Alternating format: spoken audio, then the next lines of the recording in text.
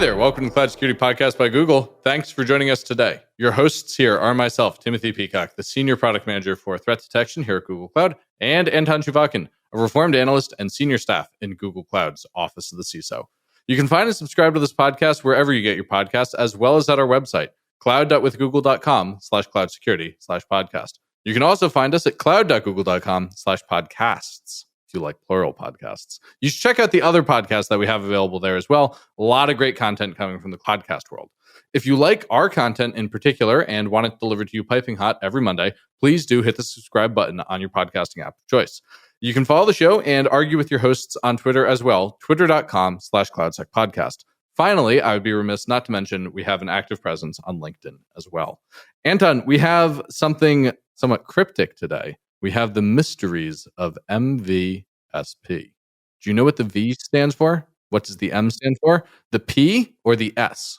It's mysterious all around. It is indeed. And it's also a concept that when I first learned about it, I realized that it should have existed. And it's something that I felt very natural kind of affinity to. Tim, on the other hand... What did I feel? How would you describe my reaction? You were mildly allergic to it. Don't think peanut allergies. Think more of like maybe cat allergy. You know, I am allergic to cats. Yeah, me too. So I think it's that's why I use the analogy. Yes. So it's not like anaphylactic shock, strong allergic, but more like a sniffles, like you're not happy to see a cat. No. Well, I actually really like cats. I think cats are delightful, but I try not to spend too much time around them.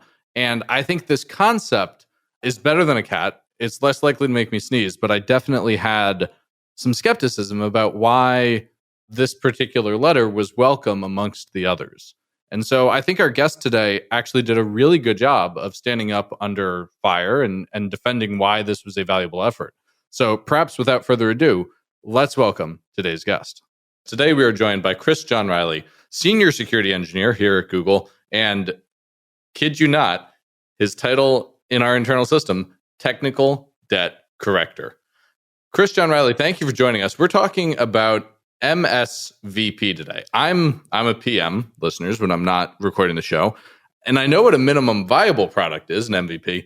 What's an MVSP? I can't even say it. What is this? It rolls off the tongue. It really does. It does. So let me interrupt very briefly. So This is basically a fun intro for Chris specifically, because before this, I was excited about this, and I was like, what a cool concept. You really need it. MVSP is awesome. And Tim is like, what are you talking about?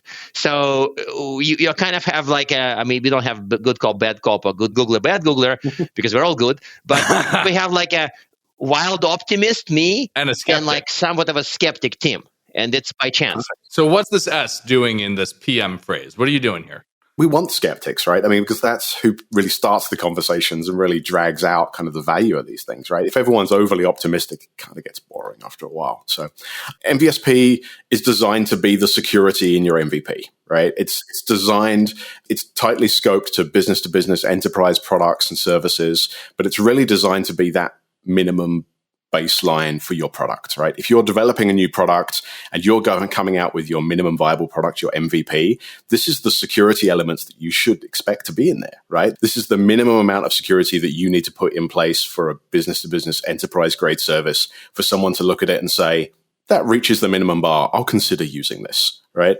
Certainly there's a whole lot more you can do beyond the minimums, but there has to be a lowest bar somewhere where you say, you must be this high to ride, right? Everything below this line, we're not going to class this as a even remotely secure product. And that's where MVSP comes in. But so this is like if I'm looking at some IoT devices. If I'm shipping a camera and then the camera doesn't have login authentication, anybody can watch what's going on. Like that's something that shouldn't pass the bar, right? Like it's a consumer product example, but like this would fail the MVSP bar because it doesn't have auth, for example. Yeah, I mean, if you're shipping this as a system for enterprise and it's going to protect someone's data center, you'd expect it to have single sign-on authentication and all the relevant controls to be in place. You'd expect someone to have done a pen test of it. You'd expect there to be the ability to understand where that data flows within systems and things like that. And those are the kind of controls that we measure in MVSP. Okay, so one thing you said here that stuck with me is you said this is for B2B enterprise stuff. Yeah. And then Anton pops off with this example about video cameras. I think that illustrates exactly what I was going to say, which is don't consumers deserve secure products too? They do. And I think that's definitely an interesting space where MVSP and certain controls can work in the consumer space, right? We try and aim it towards business to business and enterprise because they're a different playground, right? Let's take a cloud example here. Google Workspace is an enterprise product. It needs to be secure. It needs to protect enterprise. As a result, you can put controls in place that protect enterprises beyond what you can do with something like Gmail, which is a much more consumer product that has to be open and available to everyone. How is someone in sub-Saharan Africa with Android 2.4 on their phone going to use Gmail if you say you need TLS 1.3, right? Sure. There's differences in the control set. And as a result, we try and say MVSP is designed for enterprise. If you can use it for your consumer products, great. But it might not be the sweet spot and you might not be able to get 100% coverage. Well, I agree that it would be probably hard to ask my dad to set up, mutual certificates to do Gmail. That's fair.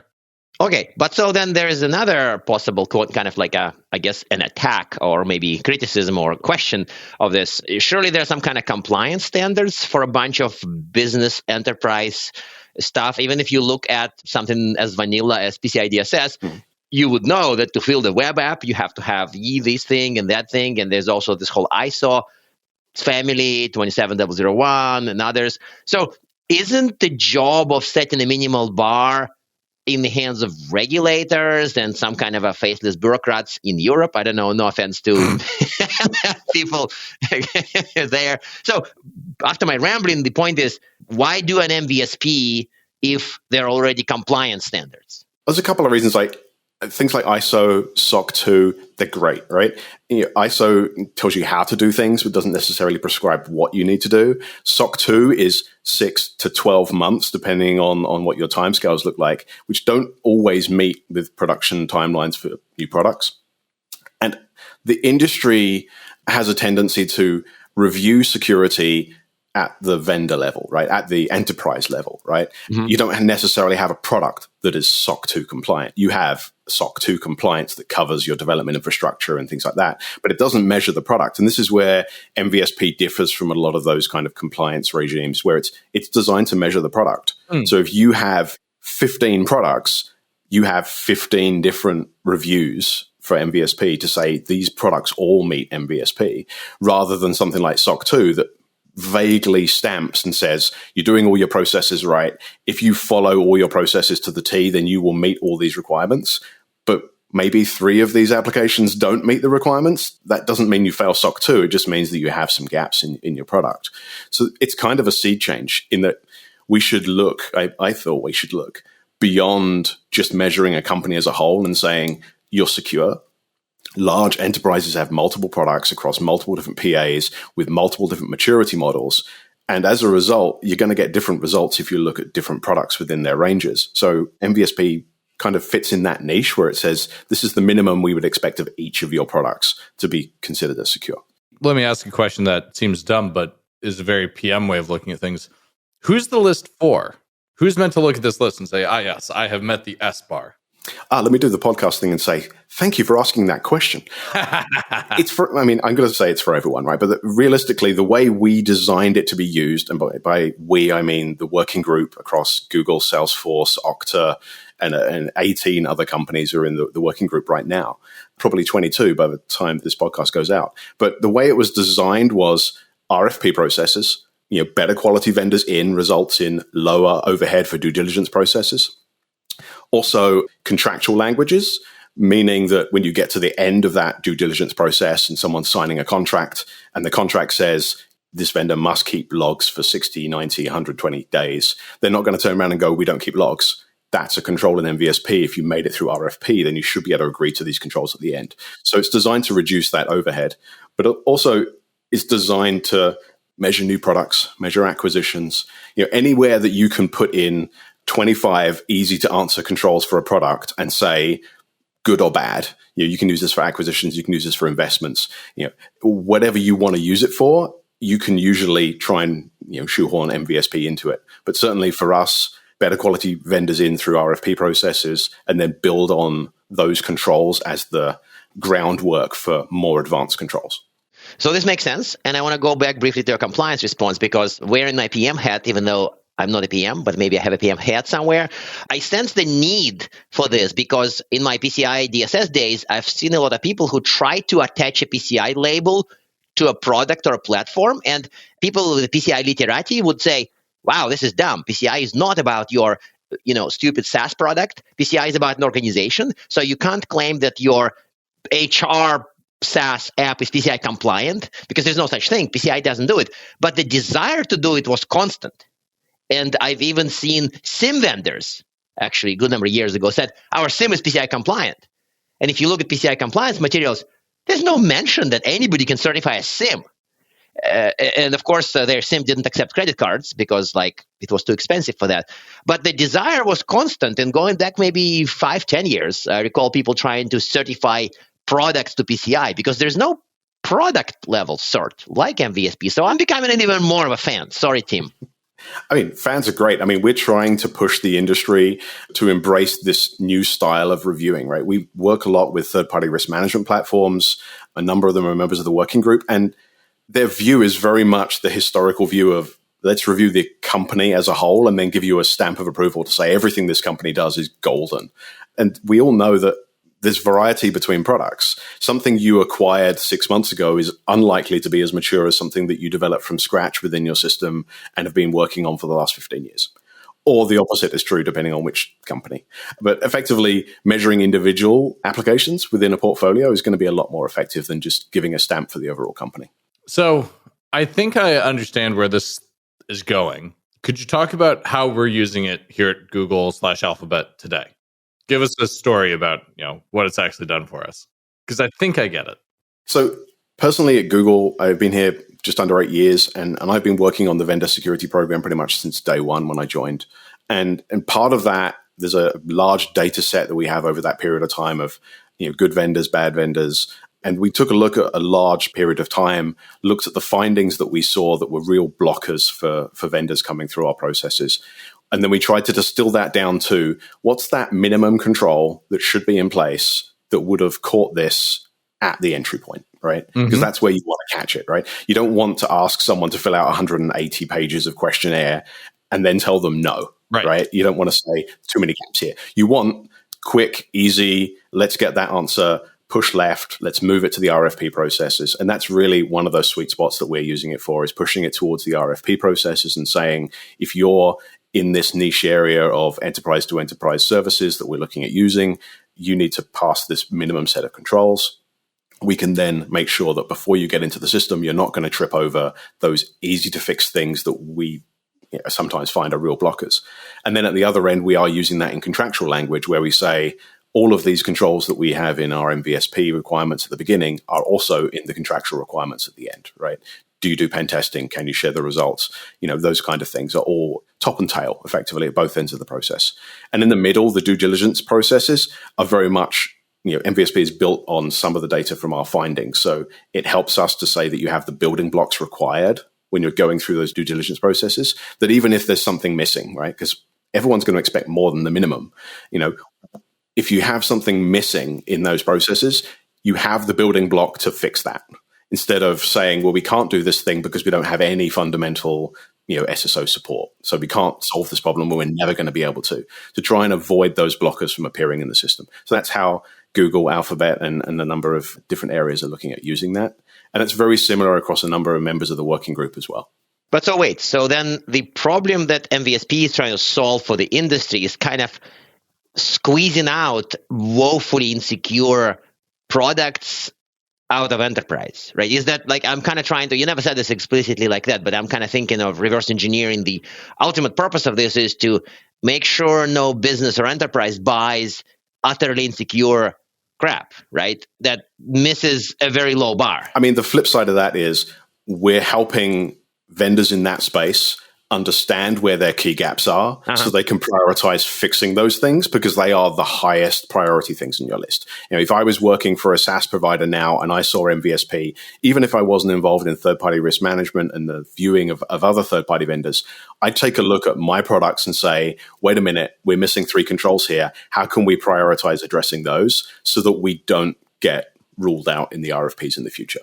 Okay, so it's basically the batch that's like a top list, like P0s for a new product, for example. Like, I don't log security P0s. Yeah, but it's a fair security P0 for a new product. So, for example, I don't log authentications. I authenticate, sure, I'm smart. I have authentication. I'm not like this camera example, so I have auth. But I don't log any authentication decisions. I mean, certainly audit logging is one of the controls, and it's very important. I mean, MVSP has to be, I'm going to use the word vague, but it's not right, but it has to be broadly applicable to such a range of products that it's very hard to say, your camera must log motion detections in an audit log, for example, right? There's going to be certain sections of it where you have to say you need audit logging relevant to your application. And there's always going to be a level of, what does that mean for me? But starting that conversation, I think, is the important part. Because right now, people just look at their application and say, no one hacked us, we're secure. Or no one hacked us and we're used by the top 500 companies in the US, therefore we must be perfect. And the answer is not always. Let's go back to the drawing board and make sure you have the building blocks for a successful product. Okay. And so is this list evolving? Is this so I've read the materials and it looks like you've recently updated something, but this implies that it's not going to be short list that's true forever or for a good number of years. So what's there to evolve? It's the basics. No. I think I can counter your argument about security being dynamic and fun by saying that, well, security basics really maybe aren't that dynamic. As a funny aside, yesterday compared to recording date, we spent some time asking famous, AI bot some security questions, and AI bot highlighted the critical need to have firewalls and antivirus.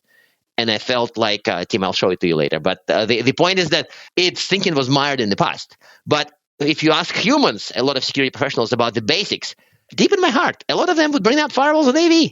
So, I'm looking at the list right now, and one of the ones that I love on here is do not limit the permitted characters that can be used for passwords.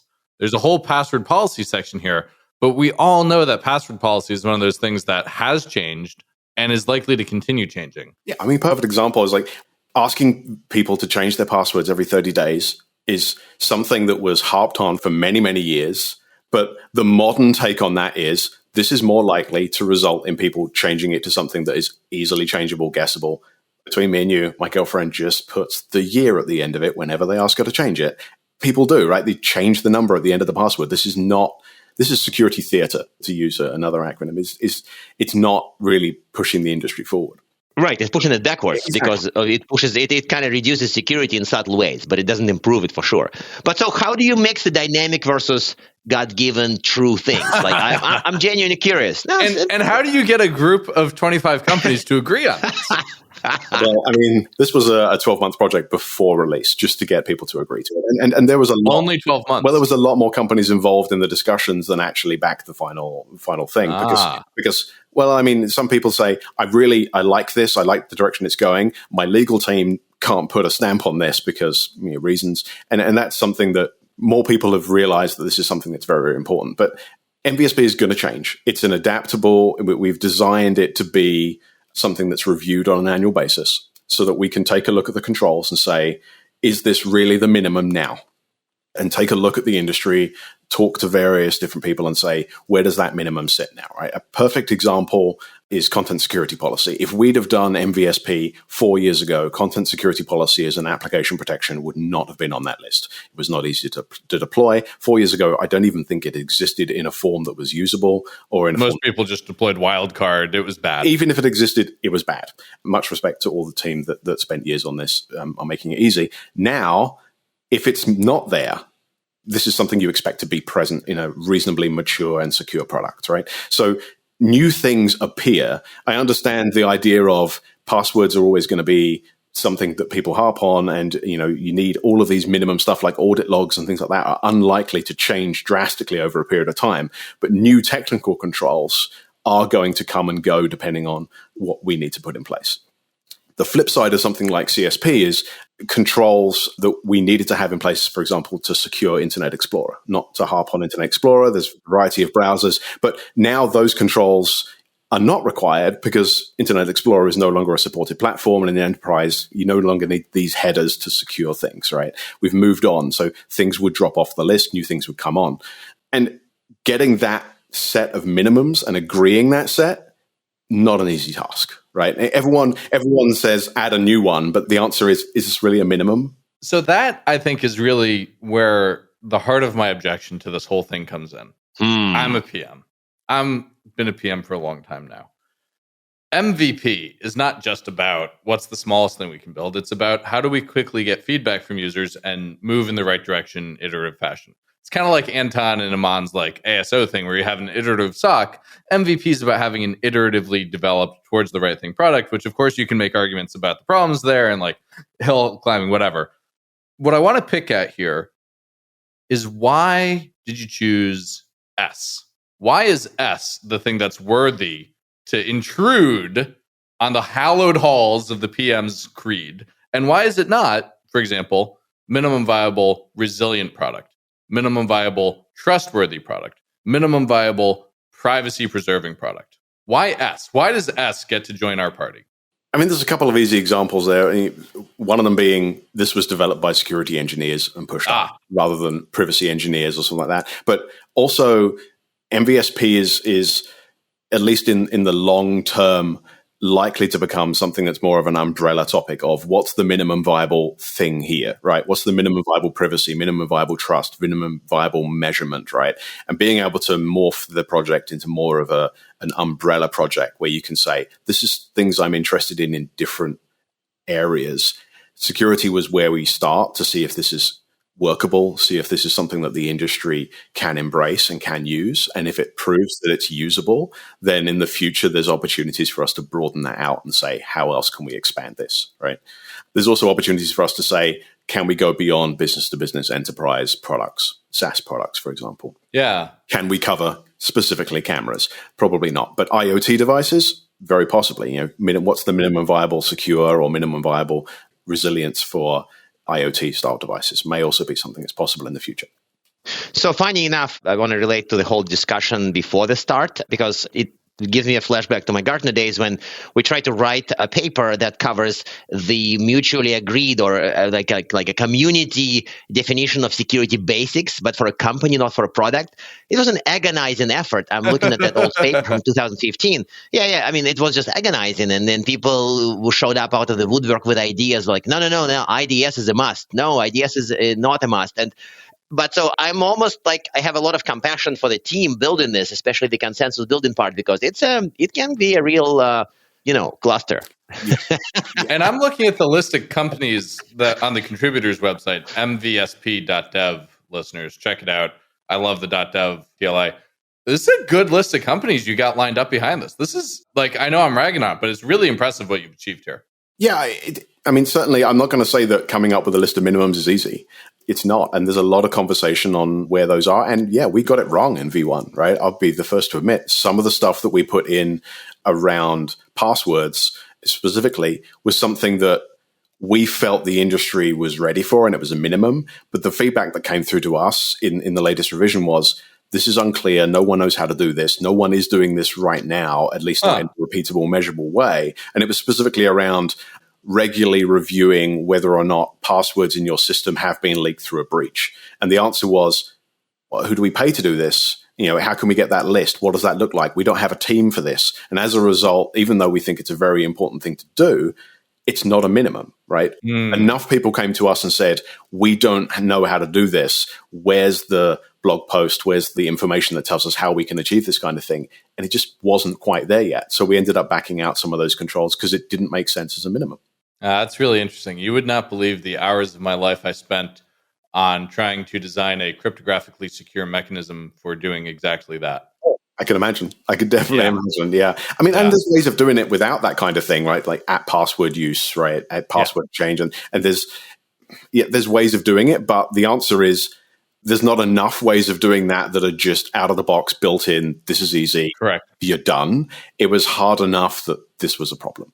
And it also gave us the opportunity. We brought in, for example, Salsa, SLSA.dev for people interested. I saw that as a control in the recent refresh that we did October last year. And that's another Google initiative that is around build environments and talks a lot about trusted builds. And we put in level 1, which is the lowest Salsa level, That's like the mild, not the spicy. Yeah, it's I think the lemon chicken of spicy, right? But it's designed to be, where are we on this level of salsa? And the answer is, a lot of companies are just at the beginning of that ladder. A lot of companies are just at the beginning of understanding, I built this on a desktop rather than I built this on a reliable service. So let's put that on the radar for people and say, level 1 is just understand what your build environment looks like. Once you understand, there's a whole maturity level on slsa.dev that you should really consider looking at. And as that becomes more common across the industry and something that we measure in more areas, maybe we go to level 2 in a year or two's time, right? And that idea of a rising tide lifts all boats is one of the analogies we use, one of many, is that, as we start to look at these controls and say, here's something new, or here's a slightly more restricted version of this control, we should hopefully see the broader industry start to move upwards. Well, with that, I'm afraid we are just about at time. So recommended reading and one tip for how to use MVSP. I'll allow the introduction of the S to boost product security. Thank you. I appreciate it. Recommended reading. I'm sure Anton's got a book, right? You should definitely read Anton Shirakin's book. If you don't, then you should write a book, and then everyone should read that. Oh, don't give him ideas. I need him to stay focused on the podcast. I would recommend Phantoms in the Brain. I'm blanking on the author. It is not technology based in any way, shape, or form, but if you like how brains work and the weirdness in people's brain, that's definitely a great book to read. And I mean, a simple recommendation: have a read through the controls and just take an example product that you have looked at recently or your company does, and just go down that list and see where there's a gap, right? I think that you will truly, going through that list, you'll come up with something that's missing. And that's going to give you a direction to head and a way to try and get on that first step of using MVSP in your organization. I dare say that might give them a hint about where they could start collecting some technical debt. Chris John Riley, thank you so much for joining us today. This has been truly a pleasure, and rarely, but I will say my mind has changed about the inclusion of the S. Thank you. Thanks very much. And now we are at time. Thank you very much for listening, and of course for subscribing. You can find this podcast at Google Podcasts, Apple Podcasts, Spotify, or wherever else you get your podcasts. Also, you can find us at our website, cloud.withgoogle.com/cloudsecurity/podcast. Please subscribe so that you don't miss episodes. You can follow us on Twitter, twitter.com/cloudsecpodcast. Your hosts are also on Twitter at Anton_Chuvakin and _Team Pico. Tweet at us, email us, argue with us, and if you like or hate what we hear, we can invite you to the next episode. See you on the next Cloud Security Podcast episode.